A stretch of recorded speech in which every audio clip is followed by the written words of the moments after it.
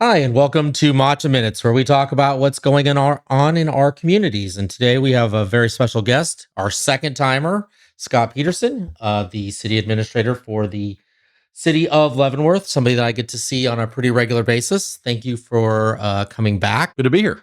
I know we're starting your second year Mhm. of being at the city. You were here last year talking about what's going on. Now you have your feet underneath you a little bit more. How do you feel about things in the city? I know you've been through the mill with CoreCivic Right. and a lot of other topics. How are you doing with things right now? Overall, great. We still got a great staff. I'm not just saying this. I truly feel supported by our city commission, and I think that goes a long way in terms of I feel like I have the freedom to be myself and manage the city how I feel is best, and so and have that support by the commission. Where if I make a decision, obviously I should be prepared to explain it, but still have the support from you all to manage the city as I need to. So overall, things are great. Yes, we've had a stressful few months. I mostly avoided a lot of the personal attacks that you all got through CoreCivic. So if really, I felt bad for you all watching you all go through that and take the heat for, frankly, the fact that our city attorney and I did most of the work and largely avoided the attacks. Everything that was on paper or whatever was a result of me and David, our attorney, writing those things. So I understand part of that is what you guys, sign up for, but I don't think anybody wants to, fear for their lives or fear for their personal safety or anything like that. Not that I think it ever really got to that, but other than that, I think, the city's going well. I think when you see the one thing that's in the news, it takes over. That's everything we're doing. Right. But as the government keeps on marching. And so we have a lot going on at the city, a lot of good things, really. That I'm really excited to talk about now that kind of CoreCivic's not really in the rearview mirror, but we're kind of moving into the next phase of it, and finding, getting back to the making the sausage of how city government works, the streets, the roads, the sewers, police, fire, public safety, all the stuff that really people interact with on a day-to-day basis. So I sat through obviously the state of the city, and you spoke then, and you spoke at the LCDC luncheon as a keynote speaker. I didn't realize that CoreCivic was the number one property tax paying entity in the county of Leavenworth. I didn't know that either. Credit to Mark Lawfrey, County Administrator, for saying it. I've never seen a list of property, taxes, countywide, but I heard him say that in a public meeting, so I will take that as truth. So I also spoke with members of the water board, and the CoreCivic is going to be paying almost $160,000 a month in water. I did not know that, but that's good to know. Yeah. And because of that, water rates aren't going to be going up when they do the repairs to the water intake that they're planning to do over the next few years. That's good. So I thought that was kind of interesting as well, because I think those are both key points that would have been fairly good to know. And I don't know if it was they've 160 a year or 160 a month. I thought I was told 160 a month. I could be wrong there. And I'm trying to get some members of the water board and Joel to be on the podcast sometime to talk about that, because I think people really wonder what goes on in that office. I think Joel would be a great guest. The Leavenworth has some very unique water situations and issues here that you don't see elsewhere. I think that'd be really interesting to hear from him. So, well, and we're one of the few, or one of the only cities that our water board is set up by Kansas state statute. Yep. Because of some of the shenanigans that went on in the early 1900s, my understanding is. That's correct. And I also know one of our towers or our systems that we use to store water dates back to the 1880s or something like that. Wow. Joel can obviously give you way better information than I can, but we have a very old storage system in the city that I'm sure is unique to maintain. So what's changed the most outside of CoreCivic inside City Hall since you've been here? Mostly we got a lot of new faces, starting with 3 new city commissioners. When I started in November 2024, we had 5 commissioners, and now 3 have left and 3 have come on. And then also when I came on, one of the main issues I knew I would have to face in the coming years was a lot of retirements, especially at our senior leadership team, but also down through the rest of the staff. And those retirements are coming and have started. So we're already starting to replace some of our senior leadership team. We're starting to have to replace some people that have been with the city for 30, 40 years. Wow. Our senior accountant just retired late last year or early this year. She'd been with us for 40 years. And that is institutional knowledge that you just can't replace. Yeah. That's been the new thing for the city is, it's in some ways, it's a blessing and a curse. The curse is that you're losing all of this institutional knowledge that you have to replace. And you have to find a way to mitigate that loss. The good news is, though, is it's a fresh face. It's new ideas. It's new energy. It's finding ways to harness the potential that somebody new can come on, making sure you hire the right people. A lot of our leadership team that know that they're set for retirement have done a great job of prepping for their replacement. We've got some really truly tremendous deputy directors in our departments that are preparing to take on those roles, which I'm thankful for. That when the day comes that we will lose one of those department heads, a lot of that institutional knowledge will stay, and a lot of the experience will stay.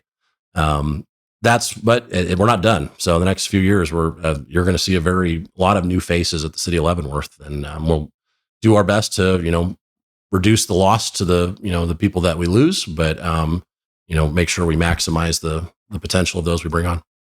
And we have the potential in the next few years to lose the chief of police, the chief of the fire department, public works director, parks director. And that can be a huge loss for a city, especially if they all go really close in time.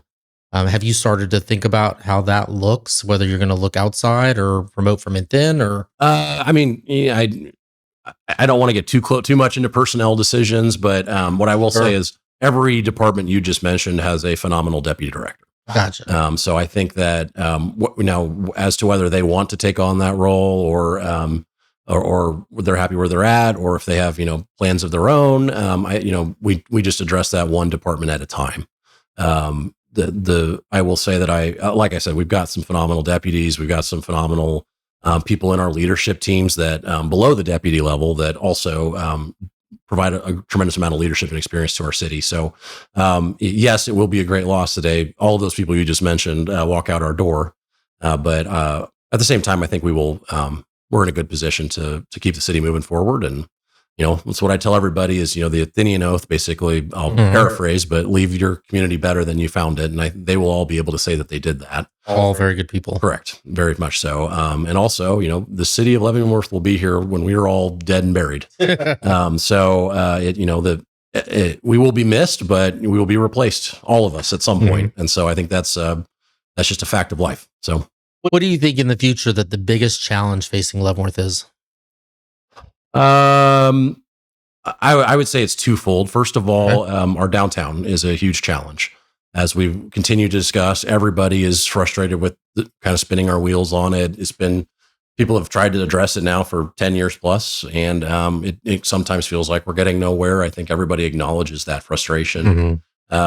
It's a product of some bad decision making, some lack of maintenance and care. And I think everybody kind of shares a little bit of blame in it, the city, the property owners, tenants. And it become kind of a melting pot of issues.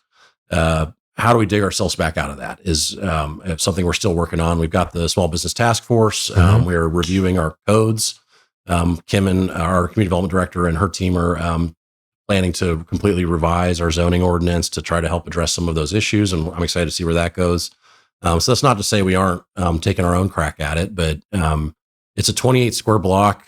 It's one of the oldest, probably the oldest downtown in the state of Kansas, probably in several states around us.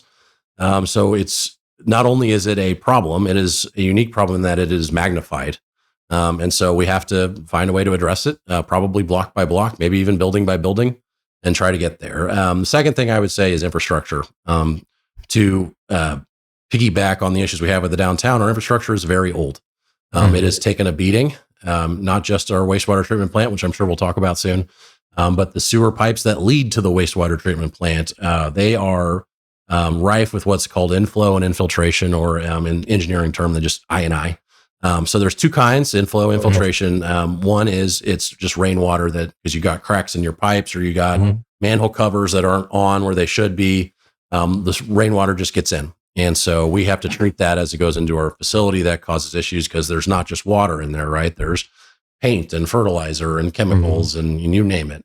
The other is infiltration, which is illegal connections, which illegal sounds criminal. It's just at some point, at some time, somebody connected a drain pipe to a city sewer line, or a trailer park or something like that wasn't supposed to, and so we get water through there too. We're gonna have to address that. Our streets aren't getting any better. As everyone knows, we hear the complaints. That is expensive. You have we do $2 million a year, a little over $2 million a year. That buys us a couple miles of pavement maintenance, and the money just doesn't go as far as it used to, and that's true for everything. So I'd say those are our big issues in the city. Is how are we going to bring our downtown up to speed and revitalize it to some of the other communities that we see in our area, and then also how are we going to maintain our infrastructure and make sure it serves the public the way it needs to. One of the things that you said during the State of the City that kind of caught my attention, and I never really understood, is the City of Leavenworth is currently running kind of from a deficit. Mm-hmm. Obviously not ideal. Right. And the plan is to try to straighten out that line and trend back upwards. How does the city meet its obligations when it's running from a deficit? So the other obligation that I skipped over a little bit in the State of the City address is that the city has a reserve policy where we have to have a minimum of 16% of our annual operating costs in reserve, and up to a maximum of, I think, 30. And so over the last few years, we were spending at a deficit to the point that if we kept it at that rate, we would have been below that 16%. That reserve policy is important because, God forbid, a tornado comes through, or there's a major financial collapse where we can't have access to our banks, like you saw in the 20s or whatever. 1920s, not 2020s. We need to be able to pay our firefighters, pay our police officers, pay our, public works, everybody, so that our service continues because, like I said, government grinds on and people have need of us no matter what's going on. That's right. So that's important that we keep that reserve there. And so we did a combination of things. We did cut costs. I mean, last year, I'm sure my predecessor did the same thing, but last year during the budget process, we went through every single line item and said, can you cut here? Can you cut here? What are you spending here? And it was a $100 here sometimes, $500 here, which adds up at some point. But our staff was very cooperative of that and understood, and everybody had to make a little sacrifice here and there in terms of the things they thought they needed. We did have to raise property taxes last year, but due to that, I think we're in a much better shape this year. Where we're certainly hoping that that the mill levy will stay where it is this coming year. And then ultimately we'll have those conversations with you at the city commission level to make that decision. But I think the city and city commissioners in particular have made some good decisions the last couple of years to help slow the fall. What I would note is even though we are spending at a deficit, we've had the reserves to cover that. And we've also made decisions we need to have a multi-year plan where we will climb back out of it. The part that it really is causing the deficit is that we have a number of bonds that we have to repay. For quite a while, I think over 10 years or so, the city did pay-as-you-go maintenance plan for its streets. So we would borrow money and use that money to mill and overlay, repave, chip seal our streets. You pay interest on that and over time. And so the last few years, those interest payments have really built up.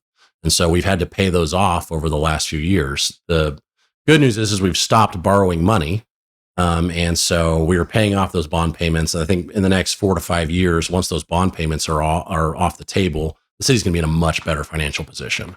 We're certainly not in dire straits or anything like that. We just need to make conscious, good decisions. And so I think the short answer to your question is we kind of need to do a little bit of treading water. Maintain what we can maintain without just not build on anything new until now, and get everything up to speed as best we can, and then prepare for the future once those bond payments come off. When people come to us, the biggest portions of our budgets are law enforcement. I think was over 30%, and then roads and streets. Was the other big piece.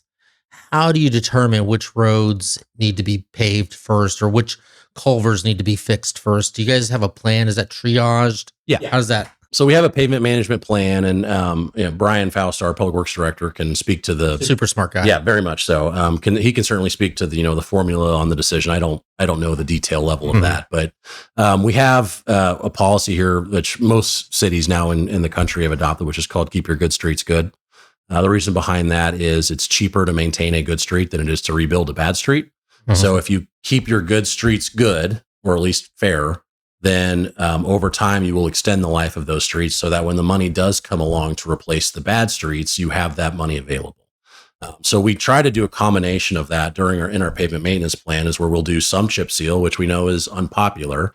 But chip seal is not meant to be a driving surface. It seals the road to keep water from getting underneath it, which extends the life of the road. And so in time, it packs down. Many of the streets you drive on today were chip sealed at one point. You don't even think of it, but when it's fresh, it feels rough, and you got the rock and the tar and all that, and so it just looks bad. But over time, not great for motorcycles. No, not great for motorcycles, and nobody likes it, right? It's just it helps extend the life of your road. And then we do some mill and overlay as well, and then we do some base repair and concrete repair and all that. And I went in order of cost, right? So chip seal is your cheapest, then mill and overlay, then base repair, which is enormously expensive. And so it just that the cost is what it is. We can't reduce the cost to do those things. Especially we have to contract out a lot of that.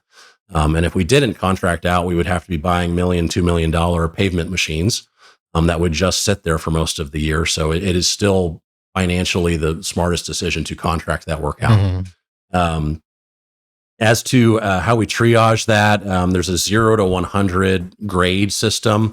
50 is fair or average. 100 is great. I think anything below 30 or something like that is failed. I don't know the exact number there, but so we do our best to keep everything at 50 or above. I think for the most part, I think we're there. I mean, I think Brian and Mike have kind of shown that map from time to time during our budget process. Over the last 10 years, I think we've covered 60% of the city's roads, which is good. It's really good, and so we'll keep doing that. Obviously, the roads that haven't been touched yet, those are next on the list. And then we prioritize emergency routes. We prioritize, thoroughfares, or arterial streets. And I know there's residents out there whose residential street that probably hasn't been touched in over a decade. And we understand that. We're doing our best to get to it. We have to prioritize the spending, where we can. Now, recently you just came back from Washington, D.C. Mm-hmm. You and Mayor Bowder went. Correct. Can you tell us a little bit about that trip? Why would you go? What was the goal? So we met with both of our senators, Senator Marshall, Senator Moran. We met with Representative Schmidt. We met with Representative Therese David's staff, not David's herself. And then we also met with the Assistant Secretary of the Army for, it's not Installations, Energy, and Environment, which we did last year. It's Installations, something, and Partnerships. I don't remember the exact three. They've got a lot of names at the Pentagon. But a high up ranking official with the Army there was a number of reasons we went there. Our primary goal there was to try to secure funding for our wastewater treatment plant. We have a 50-plus-year-old wastewater treatment facility, which I touched on a little earlier. It is in dire need of replacement. We did a master plan study a few years ago to see which would be the better option, to either just kind of replace the equipment as we go, or to completely rebuild a new facility. And the price was about the same. So we figured, let's build a new facility, because the way we treat the water too is also out of date. And so there's new technologies and expectations for when you get a permit from the state to operate, that they expect you to treat the water a certain way. Anyways, point being, that's $120 million that we're going to have to secure in the next 8 to 10 years. 40% of the water that we treat comes from our federal partners, the Fort, the VA, and the prison. So we love being partners with our federal. We love serving treating the water of our federal partners, and we want to continue doing that. That's something we take a lot of pride in. But we also would love to get some assistance in covering the cost of that facility, so that the Leavenworth residents, who only do 60% of our water, don't pay for 100% of the replacement. And so that's why we go there, is to meet directly with our federal representatives and senators and partners to get our names on the list, essentially, of saying, hey, whether that be through funding, whether that be through grants, how can we get assistance to help, reduce the cost of this facility on our taxpayers? And what came of that? Were you able to secure any support? We did. We were alerted to, in particular, what's called a DCIP grant, Defense Community Infrastructure Plan grant. That's up to $20 million. So, wow. And they said that we would be a great candidate for it. When you meet with your senators and representatives, they don't commit on the spot of, I'm going to give you this amount of money. But they were incredibly supportive, especially, given the tie to the federal facilities. And also, keep in mind the funding, so to speak, cycle of Washington operates, in the near term, the year or two ahead. We're talking 8 to 10 years out. So I think they were appreciative that we came and said, "Hey, we need this, in 8 years or so," and not I needed this 2 years ago, because now we can start prepping for it. That is the goal: is to just constantly remind them, right? Them, kind of be the squeaky wheel and say, "Hey, we're looking for help here," because eventually, that the funding is going to come around, and then it will be in their head, and they'll say, "Oh, let's reach out to Leavenworth and see if we can help them with this." And so that's the goal. So it's you're playing a long term game, right? We didn't go to Washington in April expecting to come back with a check for $120 million. That would have been great, but that wasn't the expectation. It was, let's build these relationships, build our partnerships, put faces to the names, and work together. So, and to credit to our senators and to Representative Schmidt, and to partners at the Pentagon, very receptive to our concerns, and very willing to have those conversations. And they all made time to meet with you. Absolutely, yeah. And it wasn't just. I was actually surprised. I thought it would be a quick meet and greet, like get out the door, on to my next thing. They all took the time to talk with us and have a conversation, and they asked questions. They, said, "Well, what do you think about this? Or what about this option? Here's where I can help you." I was really quite surprised, actually, that with the level of engagement we got. There's been a lot of talk since you bring up the installation between the county and Fort Leavenworth specifically, and the taxes paid there. Do you have any perspective on that, or have you been following that at all? I'm not an expert on it, and I certainly never want to, comment on somebody else's business, because I don't like it when they do that with us, not Sure. the counties, anybody. Mhm. I certainly will stay out of that fight. Although, what I will say though is we, at the city, we work very hard to, build and encourage the trust and relationship with all of our federal partners, including Fort Leavenworth. We know how important they are to this community, to the people that live and work here.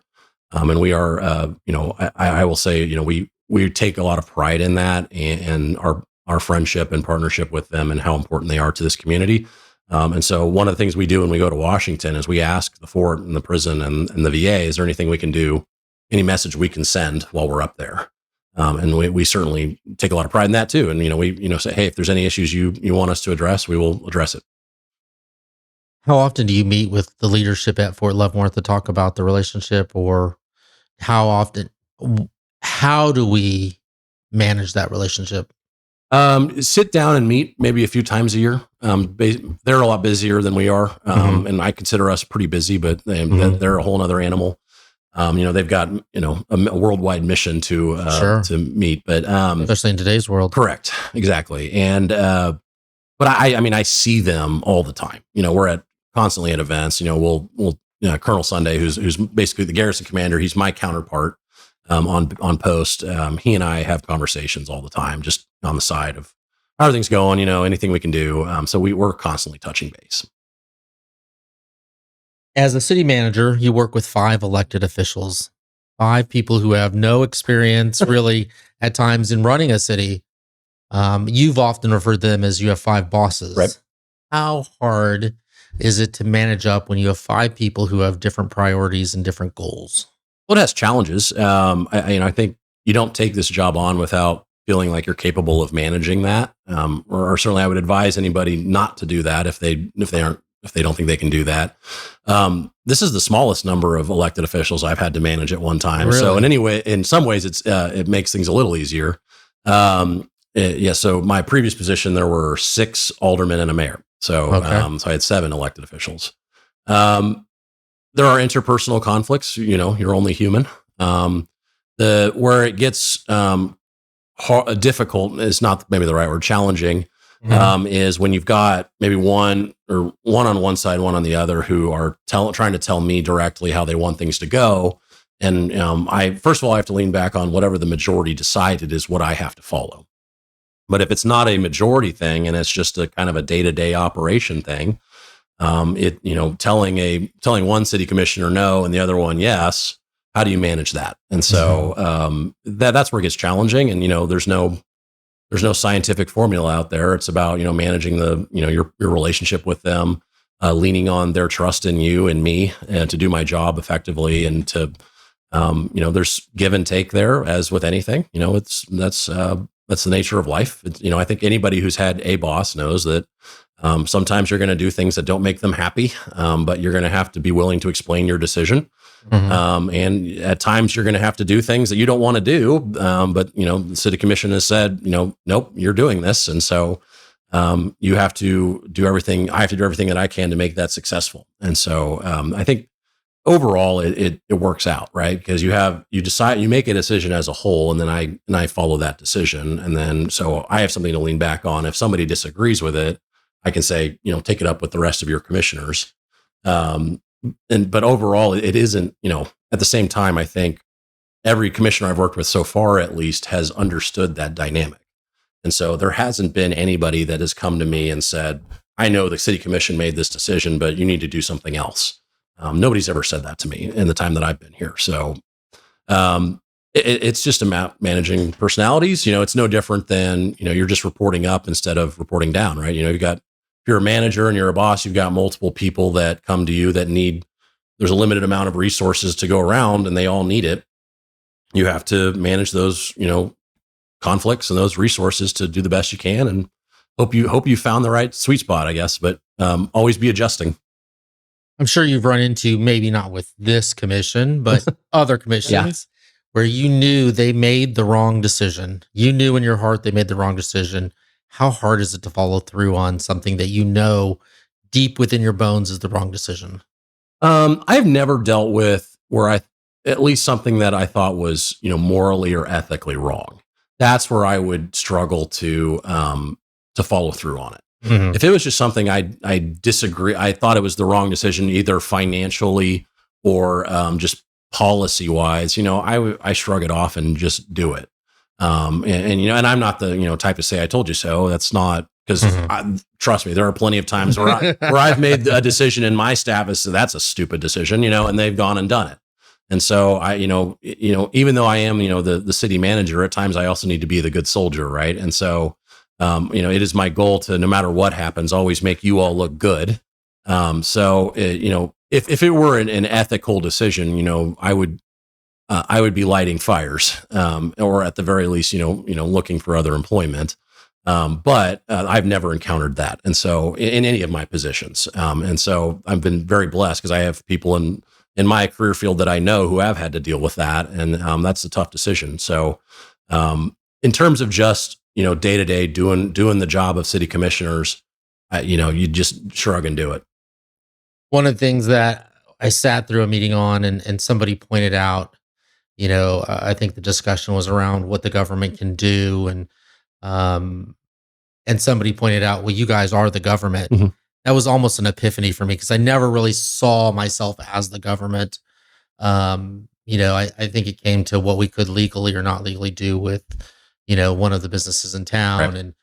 And that was really shocking for me, just to understand that from that point of view, we are the government. And so when you start talking about ethics and things, that just, it starts to think, man, it is possible you could have a commission to tell you to do something that was unethical.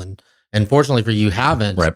And that's gotta be almost kind of scary in your job that, at any point that could happen. Yeah, it is. I mean, so my profession has an organization called ICMA, International City County Managers Association, and they have, legal assistance for when you encounter something like that. I think the League of Kansas Municipalities might actually have something similar. So there are avenues that, if find myself in that position, I can go to get, the protection that I need. I've never had to explore that, so I don't know the ins and outs of it. But, somebody has been, in almost all things government, right? Somebody has been through that before. And so there's somewhere you can lean to find that, find the resolution that you seek. And yes, you guys are government. Yes, it is possible. You are dealing with taxpayer dollars, right? So it's important that we follow the protections, and I think where you guys are somewhat unique is that from a governmental standpoint, you are bottom of the totem pole, right? And so you have to you are told by both the state and federal governments and county governments on how you need to operate, and so there's a lot of controls and restrictions in place. What I try to tell everybody all the time is there is no entity or organization whose funds are more closely scrutinized than a local government's, because you have so many people that have put their finger in the pie to make sure that it's everything's accounted for.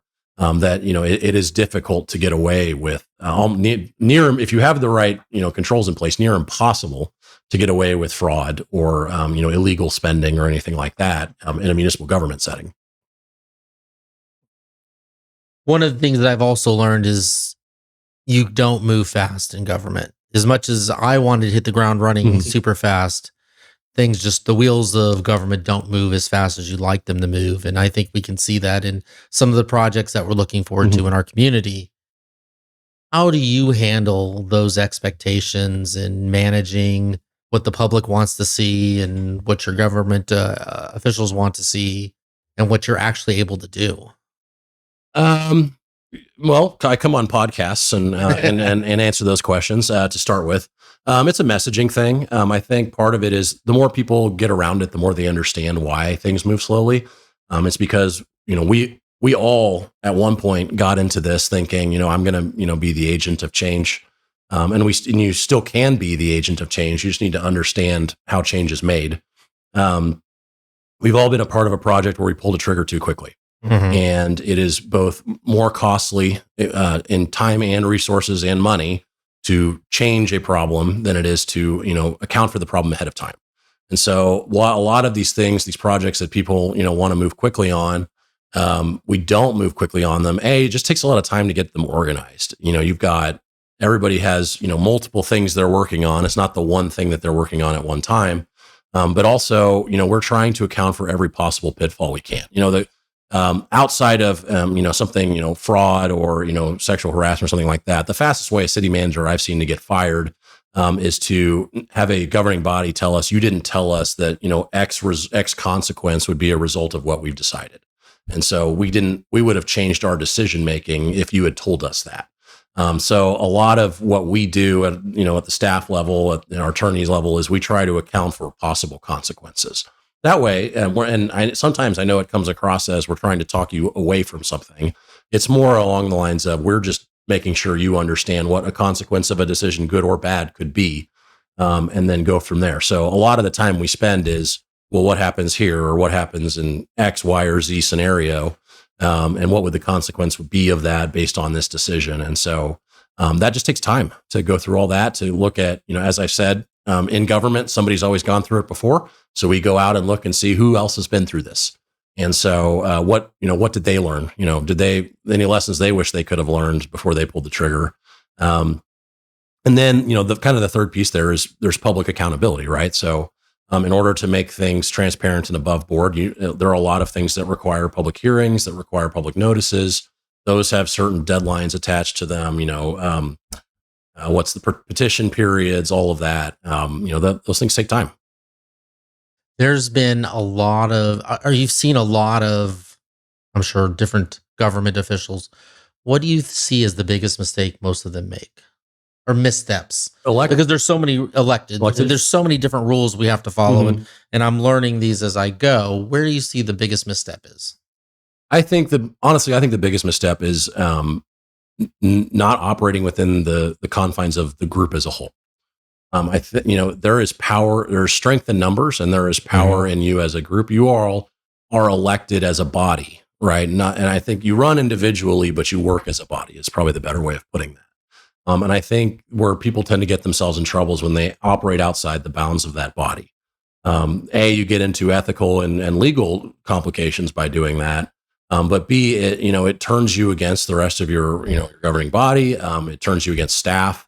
The community notices those things. And so, in some ways you can disagree, but still act within the confines of the body. Right. But you disagree, you say, okay, well, I voted against this. I disagree with it, but I will honor the decision of the body and move forward with it. I think that's, that there is health, it's healthy to have, discourse and disagreement, but when a decision is made, follow through with it and honor it, because you all are the voice of the elected people. So in theory, when a majority of a body makes a decision, then they are making a decision on behalf of a majority of the community that voted for them. Now, obviously, you get into all not very many people vote in municipal elections and all that. I understand that.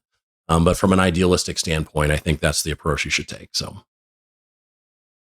as we touch into the CoreCivic, and I'm just going to go into it very lightly, we saw a lot of discussion. That first meeting was 6 hours where we allowed people to speak, freely for 3 minutes a turn, and we had over 25 people speak. It was eye-opening for me, and I tried to sit and listen to everybody's concerns. The biggest thing that I heard as an official was, after that decision was made, was, well, you didn't listen to your constituents. How do you get the message out that the people that showed up isn't everybody that's out there voting? It's not everybody shows up to express their opinion. Sure. Is what I'm trying to say. I find that to be the toughest thing to explain to people. As a administrator watching that process play out, what do you think could have been done differently to manage that whole situation? Well, first, I think I need to push back on some of the community input that you didn't listen to the community. I think that's not true at all. I think the final result shows that you did listen to the community. Now, some wanted you to just outright vote it down. I get that. But the final result has in place items that were result of community input. The Community Relations Board came from the community. That wasn't David, our city attorney, and I didn't come up with that. We didn't write it. The city commissioners heard that from members of the community and made sure to include it. I mean, that is a result of input from the community. The Corrections Association requirements, that was something that I had heard from a member of the community that I took to our city attorneys that we included. We did listen to the community. I know some people may have been disappointed with the final result, but the final product reflects community input. In terms of how the city could have managed it better, I honestly have to say, I think that the process really showed the strength of the city as an organization, and I give all of the credit to my staff and the team, and not to myself on that. I don't think those meetings could have gone more smoothly than they did. Our police department did a phenomenal job keeping things organized. Kim and Michelle, our community development staff that put together the staff reports, they really put the time and effort to research it and run it by our city attorneys. And, really the Marvin, our IT director, and Justin from the IT team, they had the IT prepped and ready to go. We had no issues or hiccups there. And that is a very dated IT system. Penny, Trevor, Melissa in the city manager's office, they all stepped up. I mean, I'm forgetting names of people Sarah, our city clerk, everybody was a team player and came to the table and said, what do you need from us? And I felt like our process worked really well. And it helped. I think that I wanted to take the staff out of the equation so that the city commission could just focus on the decision you guys had to make. And I think that staff did that. And so, I normally want to take the time to assess, how could we do things differently? I really think that was a show of strength for our team, and I'm really proud of the accomplishment of that and how it went. The length of the process wasn't our decision. That was a part of the court cases. We, from the get-go, the city made its position clear, and we stuck with that position. I know a lot of people are disappointed. I saw journalists write articles or news stations say, the city gave up its fight against CoreCivic. The city didn't give up its fight. The city won its fight. And our fight was, you have to go back through the process. You have to go get an SUP. You have to apply for the SUP and go through the SUP process. CoreCivic did that. That was our fight. And so it wasn't our decision that it would take a year. They applied for it. We were going to go through the process originally, and we were prepared to do that. The court system operates on its own calendar. We can't control that. And so I don't know if there's anything I can tell you that I would, or the city would do differently. I certainly maybe the only thing is I certainly did not prepare for the the public reaction to it in terms of it reaching the national stage that it did. I was prepared for the local, community input, in which, I would also add there was a group of residents, Leavenworth residents, who have been involved with this process from the get go, who really took the time to understand the issue and to have those conversations with staff, with the elected officials. So I don't want my frustration at any of this to be directed towards those individuals, because Sure. they don't deserve it. It's some of the others that I take issue with. But overall, long-winded way of saying, I know it was a long and frustrating process for everybody, but I think the city did the best that it could. I think so too. Um, the thing that was explained, I think, pretty well was that it was a land use issue. Mhm. It's a zoning issue. But for a lot of people, it was a morality issue. How do you think you balance out those concerns with the community like that? Well, for starters, in some ways, the city was stuck between a rock and a hard place there, and I think we knew that. You either say no and you risk being in a even longer, protracted legal fight that you may end up losing. I think our city attorneys did a good job of navigating that. I think where I get frustrated is, our city attorneys, from the moment we started, had a strategy. Huh? And they said, here, as we went through each process, like, here's where we fall with the law. And they threaded that needle every single time. And they told us how they thought a judge would rule. They told us, where they thought the law fell on our side. And they were right every time. And so we got to this point where our attorneys said, the law is no longer on our side here. We have to play. If you go any further, the law Yeah. is no longer on our side. So we have to play ball here. And, I think they had earned the benefit of the doubt in that they'd been right so far. And so I think, you all, the commissioners, made the right decision by, putting the ball back into the court and saying, all right, well, let's put some restrictions in place that are well within our rights to do, but, follow, the same zoning laws that said that CoreCivic had to get a special use permit also said that they had a strong case for being awarded a special use permit. It's the same zoning laws. I think the part that kind of frustrates me a little bit is that the city was consistent. You only have to go back to my interview with you last year, Mhm. where I said the same thing. Yep. Our position has never changed, and we've been very cognizant of that, because we knew someday CoreCivic was likely going to be going through the special use permit process, and the very same people that were kind of cheering us on may be disappointed with the city. But we were very careful to make sure that they understood our message of, we're not making this a fight on, immigration or the Trump administration, or even a fight against ICE, because that's not within our power to control. What is within our power to control is, if this facility is open, we will do it the way that the Leavenworth knows a facility should be run. We will do our best to take care of those individuals within our power. And then we will also, make sure that we open the doors that we can for the other groups and agencies that have more power than we do, to enforce those laws, and make sure no doors are shut for them. I think, Leavenworth does not have the power or the resources to, take on the monolith that is, the national immigration policy, or the Department of Homeland Security, nor should you or we be expected to do that. But we do need to play our part. And I think our part is showing the way that it should be done and being a model for other communities. And then in time, for those who are engaged and active, stay active and engaged. If you're opposed to the way, immigration is being handled nationally right now, then get active and engaged. Vote for the people that, that reflect the policy that you want it to reflect. And then in time, things will change. One of the conversations I've had with a number of people is they seem to feel like the concern was we would run out of money in a court battle. Mhm. That's not actually what we were concerned about. No.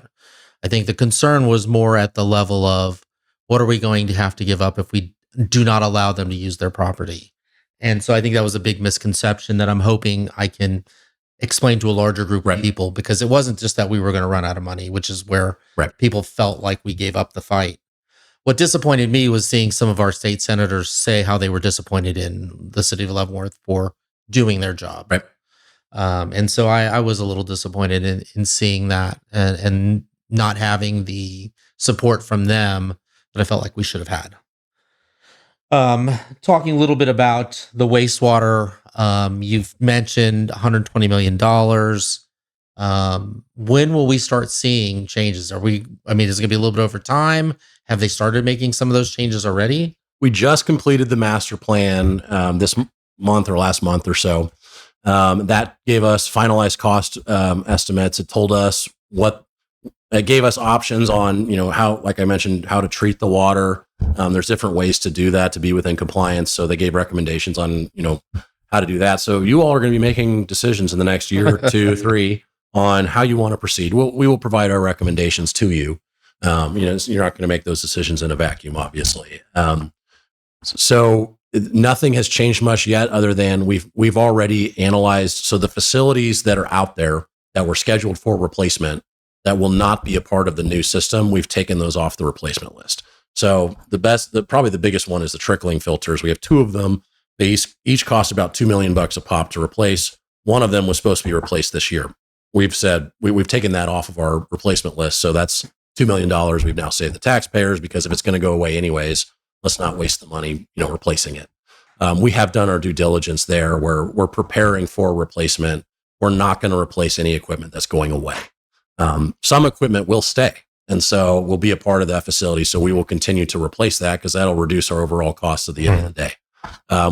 We hired the engineering firm Black & Veatch to help us negotiate that and navigate that. That will be a part of your conversation with staff and with them moving forward. Is how do we bring it online? Where do we put it? It's going to be on the same site.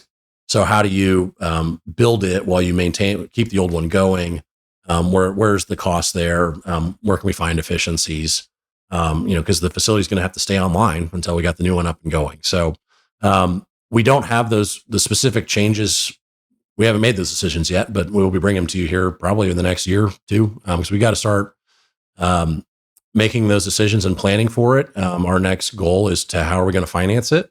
So again, looking for federal funding, looking for grant funding. We're going to do everything we can to piece that together, but our sewer rates haven't caught up. And so that's a decision we're going to have with you all as well, is, how are the sewer rates going to reflect paying for this facility?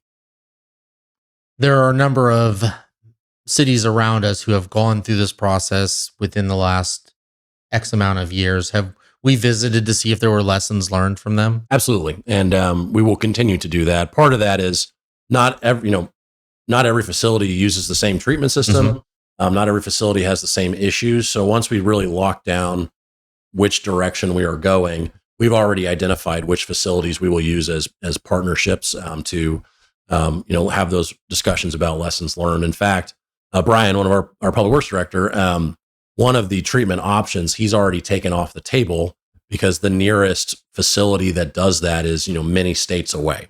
Mm-hmm. And so he's like, well, I'm not going to be able to send anybody out there to, get to learn to understand it, to ask questions. So we've already eliminated some options that don't have a regional, presence. So we're doing our best to have that, to do that due diligence and make sure that we, do the best we can for our taxpayers there. Okay. We are going to be transitioning to our second segment. Before we do that, I just want to shout out to CASA. Night of the Races is May 1st. April is Child Abuse Prevention Month, so wear my CASA t-shirt. Hopefully we'll see you and other officials out there. We'll be doing the IT work for CASA. Sounds great. So we're excited to always help. Next segment, we call it Rapid Fire segment. It's a little bit different. I don't know if you did this last time. I didn't, no. Okay. These are icebreaker questions, but we want to get to know Scott Peterson. Trying so hard to keep people from knowing me. I know. Coffee or energy drink? Oh, coffee. Energy drinks are terrible for you. Okay. Early morning or late night work session? By nature, late night. The more my life has changed with kids and the job, it's become more early morning. But best part of working with city staff? Just the city staff, I guess, is the answer to that. They're great people. I love coming to work every day. And just working with them and getting to know them better. And the team atmosphere that we have there is A+. What city city department gets the least amount of credit? It's probably, none of them get the credit they deserve. I would tie between community development and IT. IT because they do all the stuff that works in the background that you take for granted every day until it doesn't work, and then all of a sudden you're just as mad as you can be. And I know you understand that, right? I do. If it works until it doesn't, then when it doesn't work, you're furious. So I think, but they keep things running. And again, talk about old infrastructure. Marvin and his team do a fantastic job there. Community development, their job is basically to be the bad guys, to enforce code enforcement, to manage zoning. They say no a lot. They give people bad news a lot. But those functions are important, and they keep our city looking clean and nice. They maintain property values. Poorly run down, buildings and properties, they attract vermin, which spread disease. And so all of those things are a crucial part of our city governance. And I think they certainly get more hate than they deserve. Who in City Hall is most likely to answer an email first? Most likely to answer internally or wow. I don't know if I know the answer to this question. Probably Penny, my assistant city manager. She's pretty quick. Sarah, my city clerk, probably the second between Penny and Sarah, I would say. Who on the staff is the most calmest in a crisis?